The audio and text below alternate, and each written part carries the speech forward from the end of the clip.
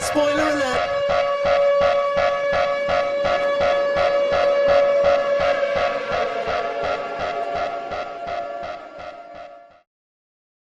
Welcome to Spoiler Alert. I'm Ryan. And I'm Dustin. Oh boy, we are probably going to be spending a lot of time processing the Batman right now because both of us just got out of the fan experience that happened on Tuesday. This will be dropping on Saturday. I, of course, went to Ypsilanti, Michigan to go see this, and Dustin is based on Chicago. And, well, needless to say, I fucking love this movie.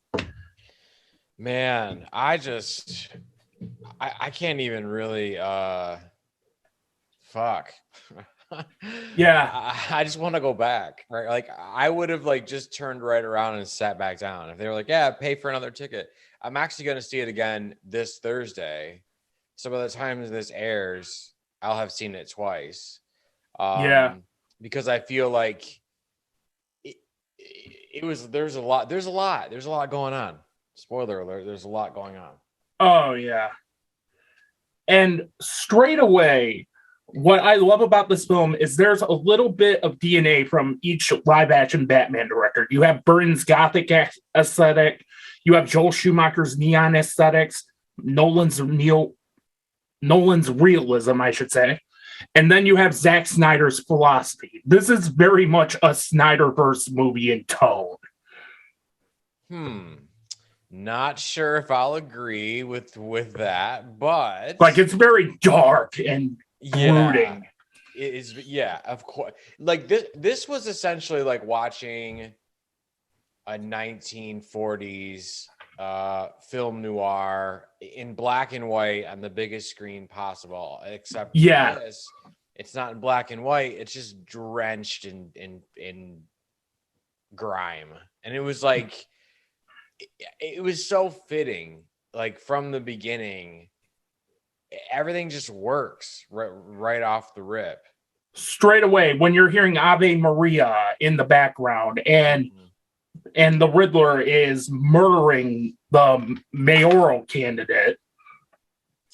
Yeah, he offs the mayor right over. And then it sets it up almost as if to think this is going to be Thomas and Martha Wayne.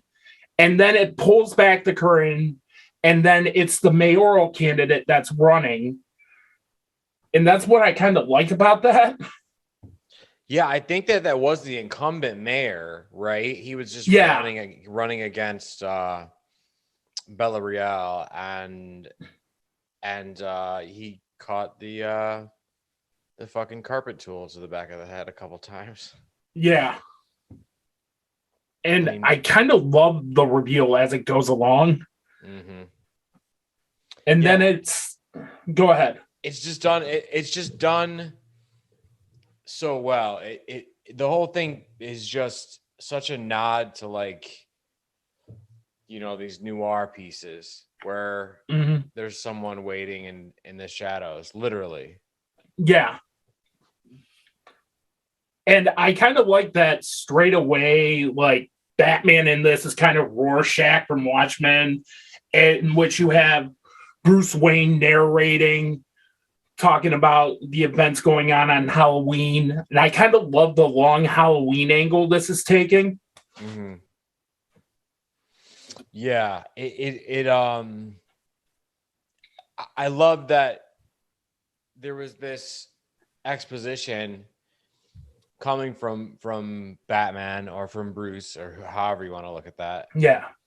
And, you know, you have all these scenes, these criminals doing different criminal shit, and they're all staring off into this darkness, you know, like under the bridge or at the subway station. And it's just like this mythical idea that he's everywhere. Exactly. Like how when we see the group of thugs in the trailer, like they're not afraid of Batman. And then Batman straight up beats the fuck out of them. And then there's that one little kid who's scared shitless. And is like, no, I don't want any part of this. And he kind of smiles at him before he runs off. Yeah. Which I thought was really cool. I have a feeling we'll be seeing that kid again. Oh, yeah. Whew. Yeah, and then, there's like right off the rip, I don't know, it just was the way people talked, the sweethearts and look out and whatever, all that sort of like jargon, and then just the way the city felt, but also the way that the director moves around this city. Yeah.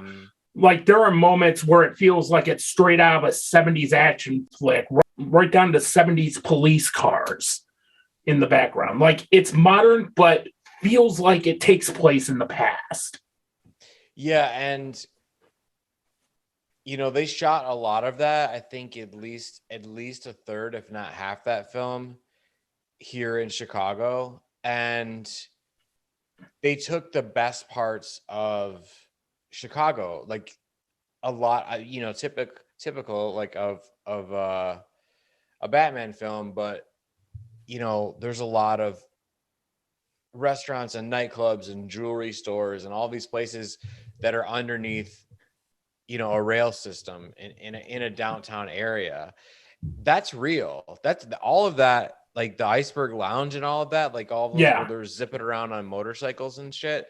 That's all real. That was all shot here in Chicago. And it's a big reason why I moved to Chicago, because I wanted to be in a big, moody, Gotham-esque city. Like that's where I felt the most like myself. And as someone who lives in Chicago, going and watching it with a bunch of other Chicagoans, people were cheering for the city, not just for the characters. And he splices Chicago in with Liverpool and New York and all of these other places, but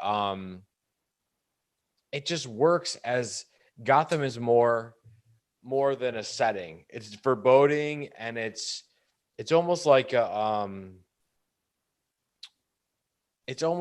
plague, that's sort of like at its worst, it's sort of like seeping over everything, but at its best, it's sort of like concealing, and it paints like a really dark picture on a really dark canvas for which the Batman can move around in. Yeah, and that's why most of Nolan's Dark Knight trilogy was also filmed in Chicago as well. Everybody complains about how the Dark Knight trilogy looks like it's filmed in Chicago. Well, there's a reason for that. Yeah, and one of the great arguments in comic book lore, going all the way back to the 40s, is Gotham City New York or is it Chicago? Well, New York City doesn't have any alleyways.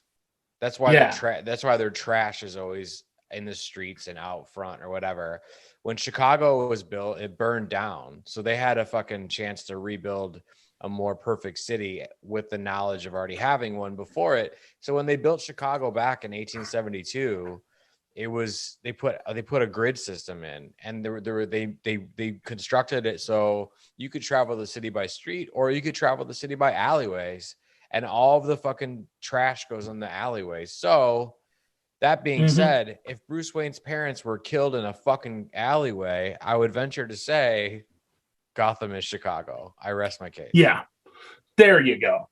And speaking of Bruce Wayne's parents, I fucking love that they don't show Thomas and Martha Wayne getting murdered. Like, thank you. To reveal that Martha, I don't know if they did this in the comics recently or whatever, but they didn't do it when I was, younger reading comics. But like, to reveal that Martha was an Arkham before she was a Wayne. Yeah. That was pretty cool. That's actually really fascinating. And especially given, I love the fact that they paint Thomas Wayne as someone who isn't this altruistic hero. Like he actually paid someone to off a reporter that had this info about Martha Wayne.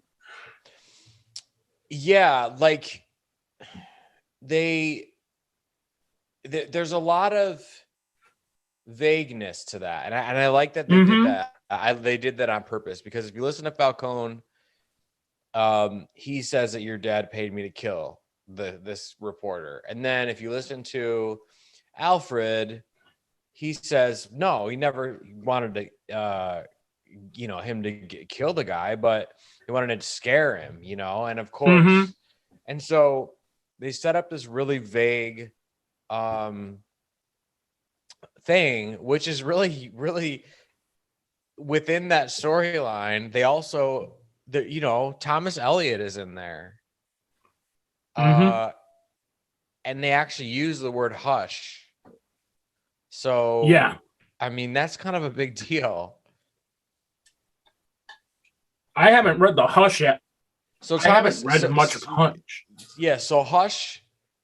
So Thomas Elliot, if I'm not mistaken, Thomas Elliot was Hush in one of the Yeah. variations of the Hush storyline. I know in the more recent variations, the Riddler actually winds up being Hush.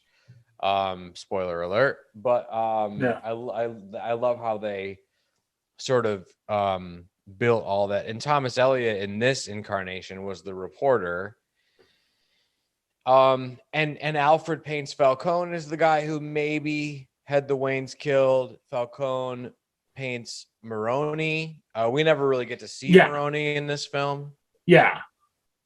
Could potentially be someone who comes. Yeah, much later. Yeah. Especially given this is going to be a trilogy. Yeah. I mean, I don't want to get too far ahead, but that piece towards the end in Arkham. Yeah. I'm I'm dying to hear your thoughts. Yeah, we'll put a pin on that and get to that later. Exactly. But what I also love about this film is that the Riddler is kind of a celebrity. Mm-hmm. I actually dug that angle, and he's straight up Jigsaw too in this, where he has like these elaborate devices on each of his victims, and it's downright terrifying in scenes. Like, I'm legit surprised the Little Caesars is putting this movie on pizza boxes right now. Yeah, I think that's just a reflection of the world that we're living in. Yeah, that's kind of interesting that you have this hard PG-13 movie and you have Little Caesars putting the Batman logo on the boxes with the Riddler essentially being Jigsaw, which cites my next point. Paul Dano's the definitive Riddler for me. Holy shit, he's fucking awesome in this. Yeah, he definitely clobbers it. He definitely just he just goes for it. Like, he is one of the most criminally underrated actors of the 21st century. Not anymore. No, he's gonna shoot to A-list status after this. Like, if you haven't seen this, watch Love and Mercy, where he plays young Brian Wilson. It, for me, is the best biopic of the 2010s. It's a biopic that should have won all Bohemian Rhapsody's Oscars and been nominated for. I just really love the guy, and I'm glad to see him in a substantial role like this. Yeah, I mean, it's perfect casting, really. And, I remember having conversations with some of my friends, some of which are no longer here. So they didn't get to see this iteration. They won't get to see this iteration of Batman. But the ones that they were fans of in like the Nolan verse, there was a big deal when we thought, the speculation for what he would do after Dark Knight, and everyone was, on the Johnny Depp fucking Riddler train, you know what I mean? Yeah. Or whatever. But the idea that I'm driving at is that, we always thought that there was a handful of villains that you would never see on screen because they just wouldn't work. And number one on that list was always the Riddler. It was the Riddler, Mr. Freeze, and Bane. Well, that list is going to have to be reshuffled now. Yeah. I kind of want to see a Mr. Freeze in this universe with a deadly serious take. Well, I know that Matt Reeves has been talking about it. I just don't see how they would do that. Yeah. But I also didn't see how they would do a Riddler and Just knock it out of the fucking park. yeah, I mean it's plain as day. Oh, the Riddler is a serial killer who uses, ciphers and riddles like the Zodiac killer. Oh, duh. Yeah. Mm-hmm. That was simple, And when that costume was revealed, everybody was like, oh, this looks stupid. I'm like, this is going to be the biggest Halloween costume of 2022. Don't fucking kid yourself. Yeah. Yep. That, the bat suit and the cat suit. Yeah. Yeah, and this film also does social media way fucking better than Texas Chainsaw Massacre 2022. As the Riddler does these live streams, and you have his fans like responding to all this, like just simply standing for this guy.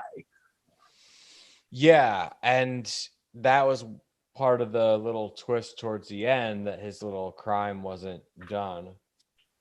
Yeah. Which, I mean, Jesus. We'll wait to get to that too. Yeah, we'll get to that. We should probably talk about Colin Farrell as Penguin. Yeah, Colin Farrell as Penguin is chewing the scenery like it's Kobe beef, but it totally fucking works. Yeah, it just works. And I'm saying here, like, I don't recognize him in this at all. Like, he disappears into this role. He's clearly having the time of his life. And he actually makes Penguin somewhat interesting. Yeah, makes him very interesting. Because if I were to do a tier maker list on Batman villains, he's very low on my list. I just never got into the Penguin. Yeah, he's always someone I wanted to see done correctly. And I'm sorry, but like, I think Danny DeVito's a great guy and a wonderful actor, but fuck Batman Returns. I mean, literally fuck Batman Returns. That iteration of the Penguin, first of all, just to go off on a slight tangent here, I'm a huge fan of Batman 89. Huge fan. I love Batman 89. Yeah, it's in my top I'm trying to track down the 4K for that right now. Oh, wow. In my top 5 films of all time, okay? So before anybody comes for me, I'm just saying that. Batman Returns was an unhinged Tim Burton. Yeah. It did Catwoman extremely well, but like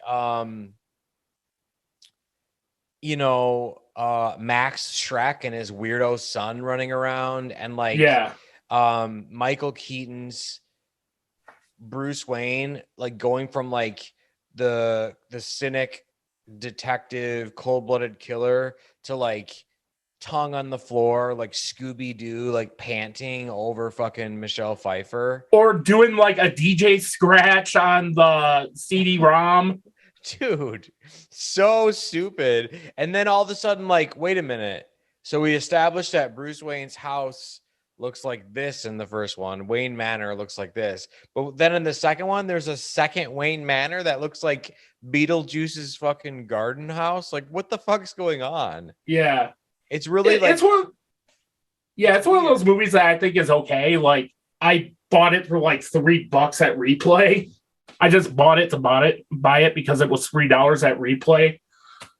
Yeah, the story on that I always keep seeing is that Tim Burton knocked the first one so far out of the park, he said no to a second one. And then when they kept asking him, he's like, no. And then he said, okay, I want to do a trilogy. I want to do 2 more, but I want complete creative control. So they gave him complete creative control, and he just went bananas, went nuts. Yeah. Like, there was no reason, to have fucking Danny DeVito in a fucking, a girdle or whatever the fuck. Giant rubber ducky. Yeah. Like what the fuck, dude? And like, they frame Batman for the murder of like the Ice Queen lady with a batarang, and then they implant a device in the Batmobile where they can control it with a small fucking kids like ride bat. I mean, dude, I watched it not like maybe 2-3 months ago. I just wanted to fucking throw myself out the window. Well, speaking of Catwoman, Zoe Kravitz is officially in the first frame club for me. The moment she hits the screen, it's like, I want a fucking spin-off movie right now. Yeah. She is A plus as Catwoman. And I mean, let's be real, like she's got her own trilogy coming at some point. Oh yeah. It's clear they're setting something up with her because she deserves it. Oh yeah. I know Michelle Pfeiffer is iconic, right? Like the outfit and the meow and all that. She's iconic. She's just as iconic as Jack Nicholson as Joker, but hands down, Zoe Kravitz, best Catwoman on film. Sorry. Yeah, exactly. I'm the same way too. Yeah. I think she'll take Michelle Pfeiffer's throne after this. She's that fucking good. And what's great is she's not even fully the cat yet. Yeah. Yeah, there's some of that camp element from the Burton era. There's some of that camp element there. Like, she's like, well, I have 9 lives or some stuff like that. But she has, like, every facet of Catwoman down to a science. Her sexuality, her love of cats, the badass action sequences she gets. Anytime she was on screen, I was fully invested. Yeah, me too. She just kills it. She just murders it. I think that I mean, it would be hard to rank these characters if we had to, because they're all so different.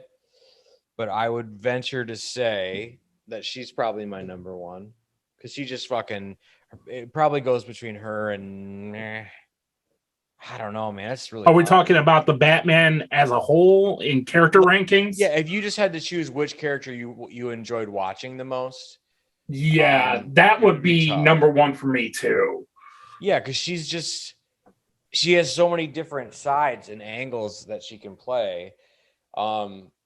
Whether it's, spoiler alert, the version where she's Falcone's daughter, or she's the waitress or the lover or the cat burglar, or there's so many. There's a lot to that character that works so well. Yeah. I love Zoe Kravitz's style in it. I love how she just goes from being a daughter in tears to wanting to straight up murder her father. Like that. She calls him dad too. Yeah. He's like, what? And then just literally everything about this iteration of Catwoman just astounded me. It's one of those instances where it's like Heath Ledger's Joker, where you have this really A+ performance, like overshadowing most of the cast. Yeah. And that's not to go against Robert Pattinson, because 3 years ago on Twitter, I actively predicted Robert Pattinson would be Batman after watching Good Time. Yeah, I mean, dude, and he totally pulls it off. And the thing is, this movie's 3 hours long, but the takeaway here is that it doesn't feel like you've been in a theater for 3 hours. It felt like quick. I was in there for 2 hours. Like, it's well-paced. I actually kept checking my phone because I wanted to believe there was more time. Yeah. And speaking of, with Pattinson's Batman, literally every action beat in this movie is the warehouse scene from Batman v Superman, where each scene is fucking badass and you're on the edge of your seat in terms of how it's filmed, in terms of how it's choreographed, in terms of camera angles. Like, the chase scene with Batman and the Penguin fucking rules. Like, yeah, that was really cool. Like, it's on par with the Dark Knight scene. Yeah, and like it doesn't go over the top with action scenes, and you take that however you want, but there's not this like, oh, that's not believable. Like, there's none of that. Even like in the Nolan verse, there was a couple times where they packed it full of action, and there were just little things where you're like, whether it's a bat plane or whatever flying around or whatever, where it was just like just outside maybe the possibility or the realm of what we're used to, you know. And in this film, they don't really screw around. They don't really go outside the realm of believability whatsoever. And I think that's reflective. The action scenes are good, but they're very, very believable. The fight scenes are good, but it's not him taking on 100 dudes. Like when he flies away and he has the parachute and he gets caught on the bridge and falls on his ass. Yeah. Keep in mind, he's year 2 Batman. Right. And I kind of like that angle that he isn't this flawless superhero yet. Yeah, I mean, he runs up to the roof with no plan, and he gets up there. He literally like looks over the side and is like, you know, that's the first time I've ever seen a Batman do that. You know, we saw Christian Bale fall in a ski mask, and that made it cool. That made it believable, right? But like, this is the first time you see a fully dressed Batman who's like, oh shit. You know? Yeah, exactly. That's what I love about Pattinson's Batman. Like, he can dish it, but there are moments where he's just going in half-cocked. He's not world's greatest detective just yet. No. And then he doesn't have contingency plans for contingency plans like Ben Affleck's Batman does or Michael Keaton's Batman. Right, because they've been doing it for 30 years. Yeah. And I kind of dug that angle to Robert Pattinson's Batman. Yeah, I mean, he misses some really big clues. Yeah. He doesn't see, first of all, they screw up the fucking Spanish thing pretty hard. Exactly. Hilarious. Which I'm still even sort of confused as to what that'll come to be the second time I see it, because there was so much confusion. Yeah. Right before I did this Zoom call, I wrote a very short spoiler-free review of the Batman on Letterboxd. And that was one of the minor nitpicks that prevented a 4.5 from me. No, I meant 5-star film. I'm sorry. Yeah. Duh. I just had like an hour-long drive coming back. Yeah, for sure. Yeah, you know, I think that definitely it was confusing or whatever, right? But like, he misses that clue, and he also misses, you know, Riddler's big fucking blowout plan. Which is, and he has everything laid out in spray paint in detail with each of the riddle clues right around it. Yeah, and that's what's fascinating. He's a good Jake from Chinatown kind of a character. Exactly. Where he's the detective and he's good, but he sort of botches it a little bit. Yeah. And you're like, he's human because of that, you know. He does get shot in the fucking face pretty much with a shotgun and needs to take a rest for a second. You know what I mean? Like, yeah, these things do happen. And that's amazing. And that's what I love. The other thing too is I like the focus on Mitchell's kid, the incumbent mayor. Yeah. Where Batman is totally focused on protecting this kid. Mm-hmm. And I kind of like that idea where Batman doesn't want to see another orphan happen. Right. He doesn't want him to go crazy, so to speak. Right, because he's been through it, you know. I totally agree. Let's just hope that kid doesn't wind up being Robin. Yeah. Well, he's like what 10 years old? Oh, I don't know. When Robin, I know they talked about it, and they said, what storyline would you want to adapt? And they said Death in the Family. And they said the only way they would do it is they could do it exactly how they did it in the comics. And Pattinson actually said Robin has to be 13 though. Yeah. Which is really cool. I mean, this version of Gotham is it's you almost feel like you got to take a shower. Exactly. It's in my top 3 live action Gothams. Like, Yeah. it's number 2 actually, right behind Joker. Because say what you will about Joker, I fucking love 1980s Gotham in that movie. It is striking. I mean, Joker for sure. I love this version of Gotham. I love how lived in it is. I love how you feel like that if you even step out on the street, you're probably going to get murdered. Yeah, and just the way things are lit and the way things flow and the rain. And dude, I'm telling you, man, like it feels like that here in Chicago. Oh, yeah. I know. It's so amazing. And like it's cool to see a representation of that done through like a noir lens, And then it's nice to hear a brassy score in a Batman movie again. Yeah. Giacchino fucking crushes it in this movie. Mm-hmm. Because while I like Hans Zimmer's score and Junkie XL scores for the Batman movies or Batman v Superman, Man of Steel, they just feel very synthetic. Yeah, I mean, a lot of that is, I think, to sell popcorn, right? So like exactly to sell fucking,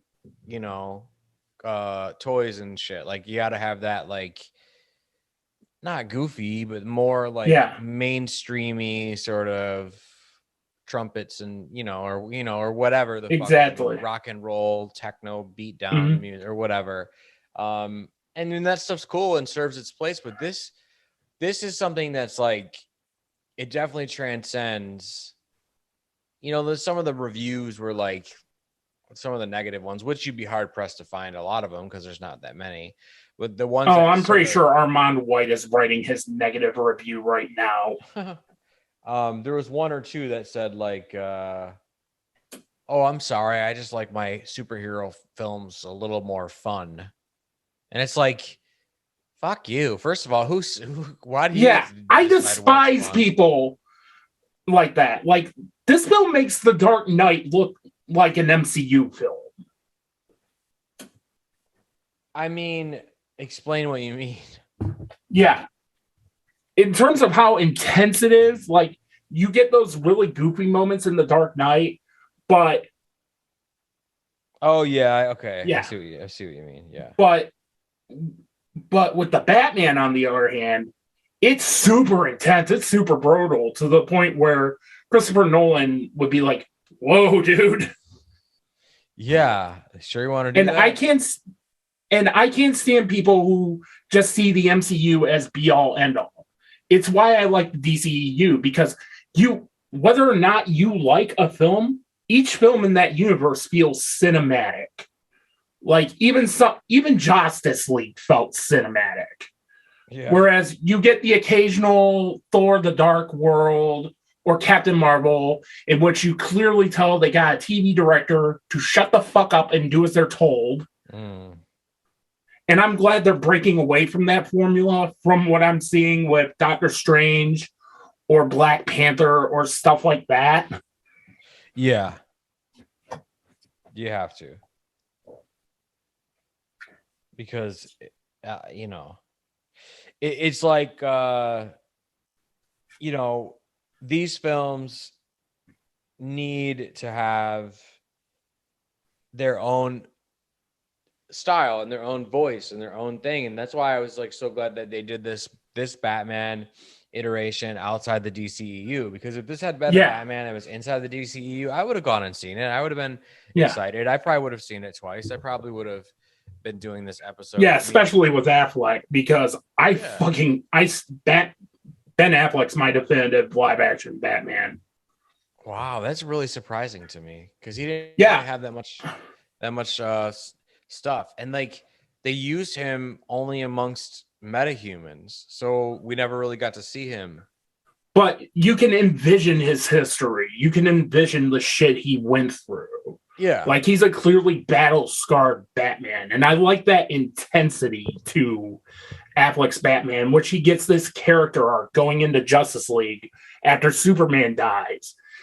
And this factors in better in Snyder's version, where he's on an optimist, where he's more optimistic. He's trying to be a better man after Superman dies, which you didn't get that much of in Justice League. Justice League. Oh my God. No, Yeah, you didn't get shit in Justice League. You got fucking an hour and a half of bullshit or whatever the fuck it was. Cutting out all the people of color, Joss Whedon focusing way too much on Gal Gadot's ass. Like, yeah. God, I'm so glad we got Zack Snyder's Justice League. I mean, is Joss Whedon never going to work again, do you think? He'll probably find a way. Yeah. I'm sure he still has friends somewhere. Oh, yeah. Yeah, I mean, it would have been nice to see what Affleck would have done. Yeah. I don't think we'll ever see bring the Affleck cut or whatever, since nothing was filmed. Yeah. Unless they go back and say, wait a minute, there was that scene that Ben Affleck just put on his Instagram of Deathstroke getting off a plane with a mask on. Like, let's see it. Bring back the Affleck cut or whatever the fuck. But no, I mean, listen, I was a champion for Affleck. I thought, cool. Everyone asked me what I thought, because everyone knows I'm a Batman fan. And, I thought it was cool. I supported him. I thought it was great. They looked like they were headed in the right direction, but it didn't work out. And we got this cut with this actor and this whatever, and it's its own thing. And it's just like, dude, like right now, I would drive right back to the theater and just sit down for another 3-hour run. Me too. I would take the same 45-minute to an hour-long drive to go see this again. Yeah, especially in IMAX, especially with an audience. It was a phenomenal film, and there's so much I still have to wrap my head around, because this is such a big, sprawling film, but you feel like you have Gotham on you. I can't say that enough. Mm-hmm. Exactly. I've never felt that this strong, where you could almost taste it in the air. Mm-hmm. I've never felt it this strong. And then you get to the third act reveal. You get to the third act with Carmine Falcone, who is masterfully played by John Turturro.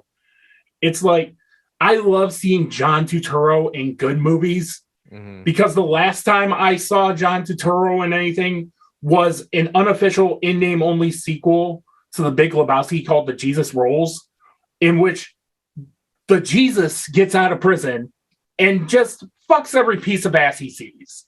That's it. That's the movie. Wow. Sounds like a weekend, like at someone's weekend. Yeah, it was written and directed by Turturro. So yeah, it just screams hardcore vanity project. And it's like, God weird. damn, I want to see him in a good movie again. I always think of him like running up the pyramid in Transformers. Yeah, exactly. Like, because anytime I see him where he's like below the balls of the Transformers, I'm like, dude, you were in Do the Right Thing. What the fuck, man? Oh shit. Yeah, he's good in this. He's really good in this. He's fucking phenomenal. I'm kind of sad that they killed him off. You know what? So am I. Because I loved where that character was going. I thought he would be the guy in the cell, talking to Batman about how things work or whatever. I thought that maybe this trilogy or more, maybe they do 6 of them. Who the fuck knows? Because it looks like they're going to build out a heavy universe. I thought that this trilogy potentially would be about the villains rising. Because this first film is so villain based. I mean, it is villain based, but it's almost like as a side effect, because the main storyline of the film doesn't really I mean, Riddler's plot is central, but Riddler goes away for large swaths of the movie.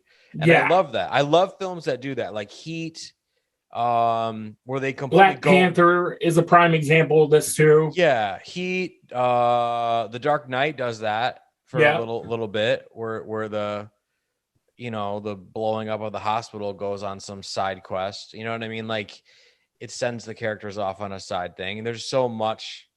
And so I love when films can do that, but then come back to the main plot thread, because you think to yourself, wow, I've been in this fucking theater 2 hours almost, and we haven't even got to the Riddler yet. Exactly. And I love that. But then there's the other third act reveal with Batman and the Riddler in Arkham Asylum that I really loved.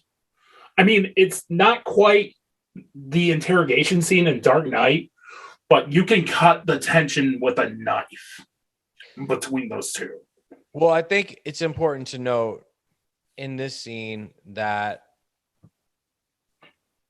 Batman believes that the Riddler knows he is Batman. And we as an audience believe that the Riddler knows that Batman is Bruce Wayne. So they play with that hardcore up to the very moment. You can see in his eyes when he realizes there's two big realizations that happen. One, he realizes, oh my God, this guy thinks that I've been working with him this whole time. And two, he doesn't know that I'm Bruce Wayne. Yeah. And that makes you go back and view the movie completely different, because he's literally writing to the Batman, and he's not, it wasn't really, he thought that they were working together, like, to unmask. Yeah.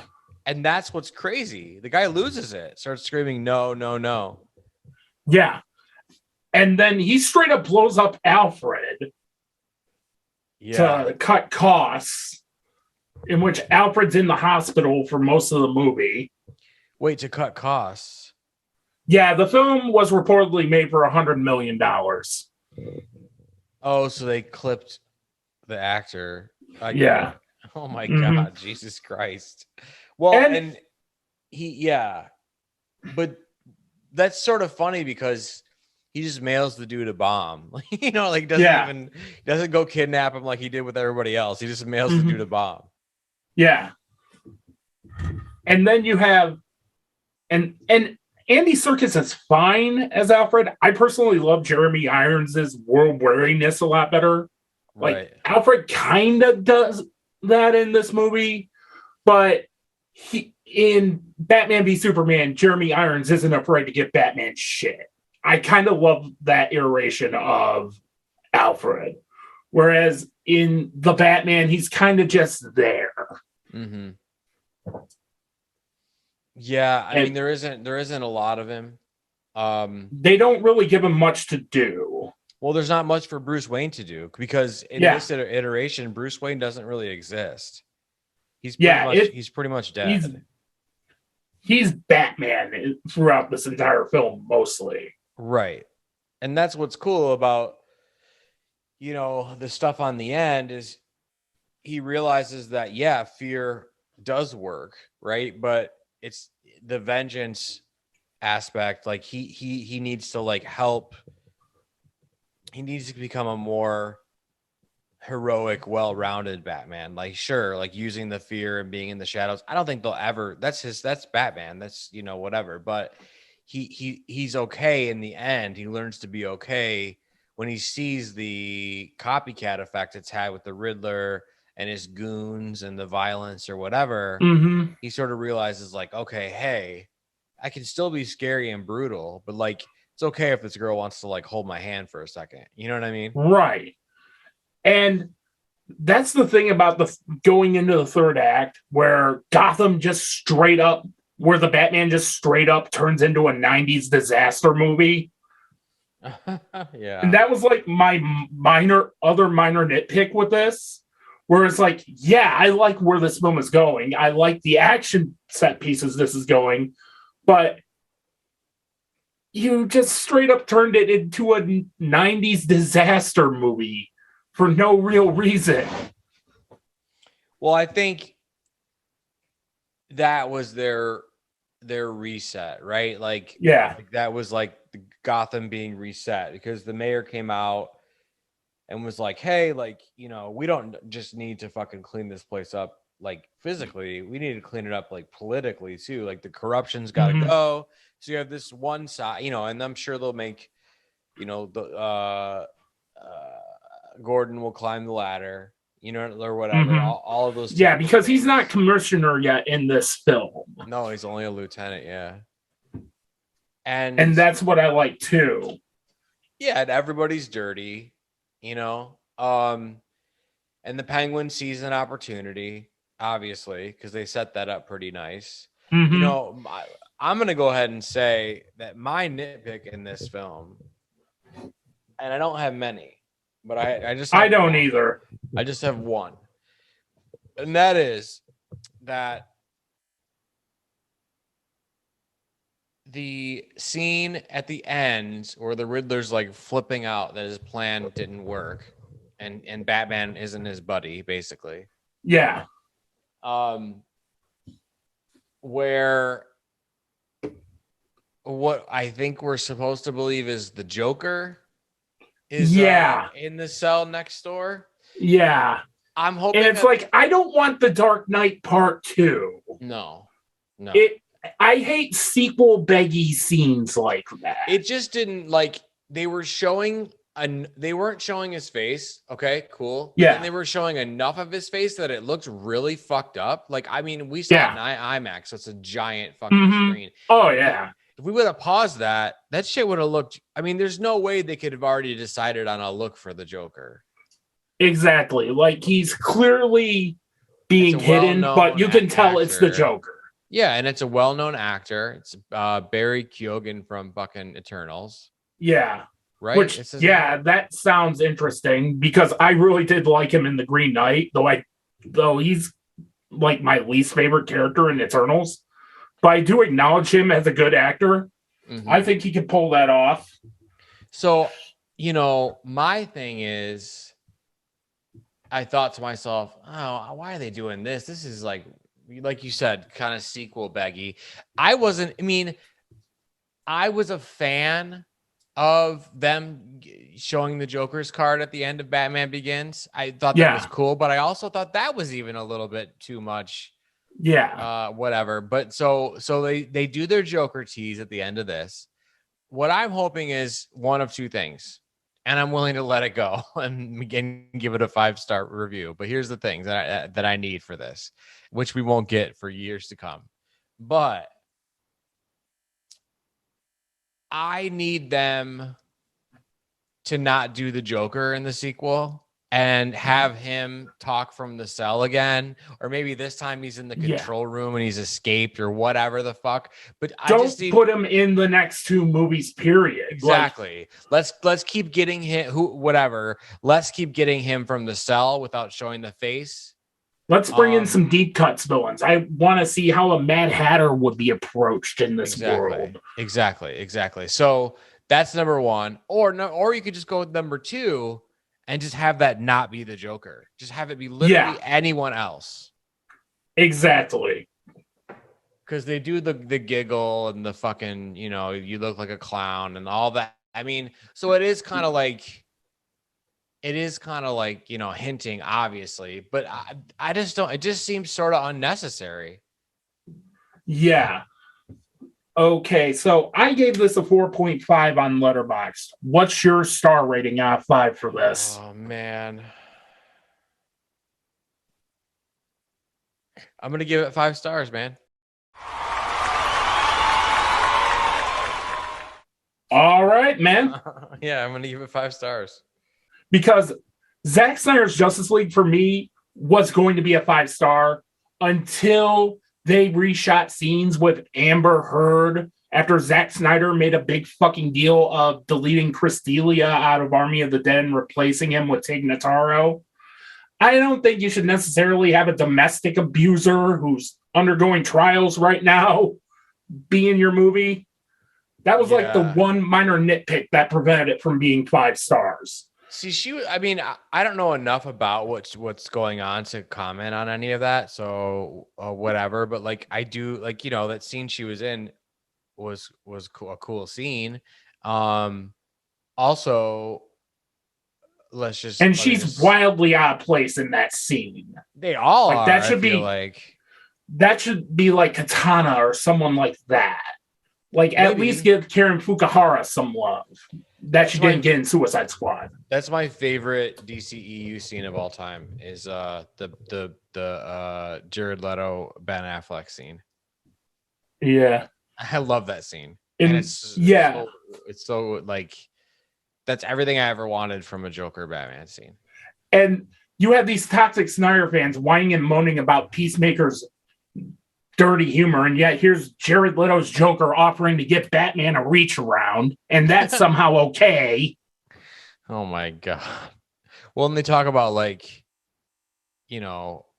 Harley Quinn dying and she wanted me to fucking kill you, and he's like, and I will fucking kill you. Like he's gone back to that Batman. I love that Batman. I love the murderer Batman. That's what I mean when I say Ben Affleck's my favorite Batman, because you can see that history between him and Joker without them really interacting.